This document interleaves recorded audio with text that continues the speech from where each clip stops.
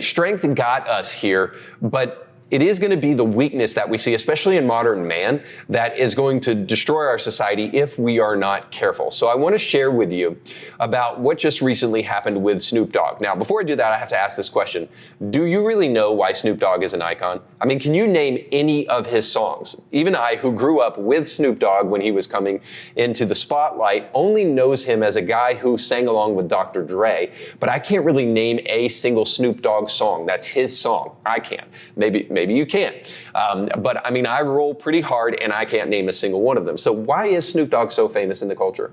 Well, of course, he's famous because he smokes a ton of pot. I mean, that's one heck of a way to become an icon, but this tells us the kind of society that we're making today and the kind of men that we're making today.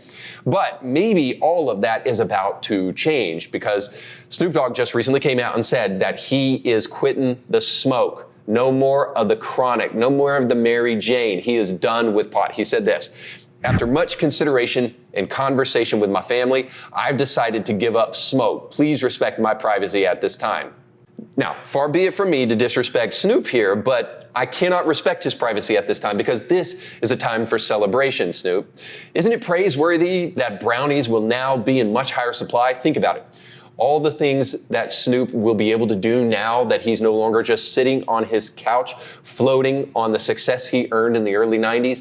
I mean, think of the way he helped free up the supply of chronic for cancer patients. And think of how he serviced fellow motorists simply trying to get their kids from school to home. Now they don't have to be assaulted with disgusting secondhand smoke while they're in traffic.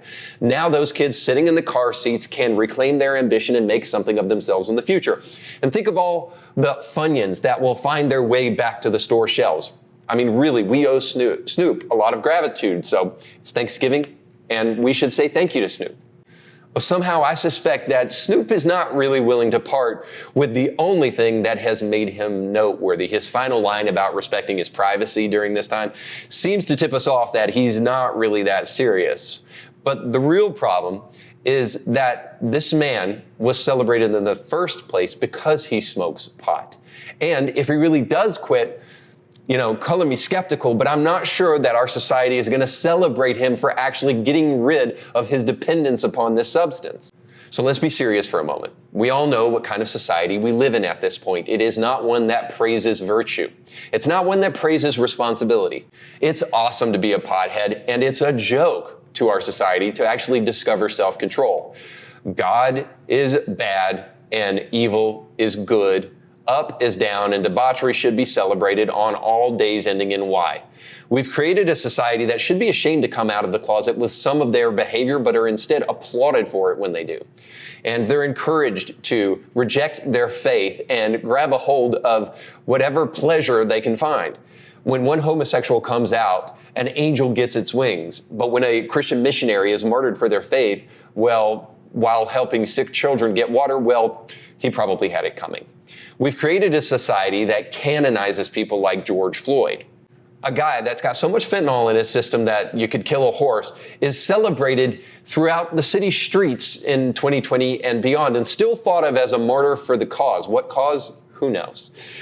We had monuments to actually great men torn down and monuments of George Floyd put in its place. And what did George Floyd accomplish with his life that is so noteworthy and so praiseworthy? Well, he simply died. Yes, in a tragic way, but died. Most likely of an overdose, and died while trying to steal from a store. We've got people on OnlyFans who are considered inspirational because they're willing to take their clothes off before desperate men who will never meet these women in real life. And then, most recently, we even have Gen Z coming out to do the most brilliant thing that they have done since they've been around, and that is praising Osama bin Laden for his fight against America. That's right. Just recently on TikTok, some videos were released of young Americans praising Osama bin Laden's letter to America, where he gives justification for why he flew 2 planes into the Twin Towers and also into the Pentagon. And these morally benighted people think that Osama bin Laden now is a thought leader for Americans that should be praised for some reason. Now, the reason I bring all of this up is that Andrew Fletcher has a great quote, and I think it's actually true. He said, "Let me make the songs of a nation, and I care not who makes its laws."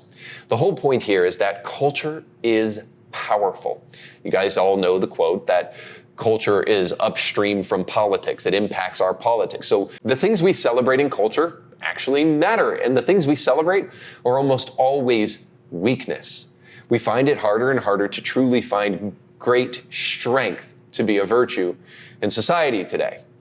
Rather than celebrating good fathers and godly men, women celebrate being girl bosses and celebrate being independent women who don't need a man to raise a family. But of course, we know that's not true. We celebrate very often the wrong things. And that's why I'm thankful for this time of the year when we kind of move our focus toward Thanksgiving and move our focus toward Christmas, where we actually start to celebrate things. And let me just ask you, celebrate things that deserve to be celebrated. And let me just ask you a question. Don't you feel good in your soul, in your heart around this time of year? Doesn't your heart start to kind of, yes, become a little bit nostalgic about these celebrations of Thanksgiving and Christmas when you were a kid?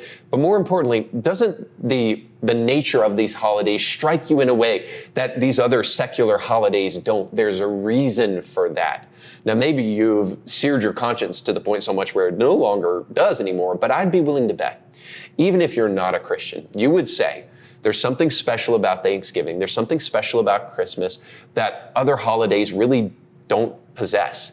And if that's true, then maybe we need to be really, really careful about the things that we celebrate and honor as a culture, because it will impact what the future looks like.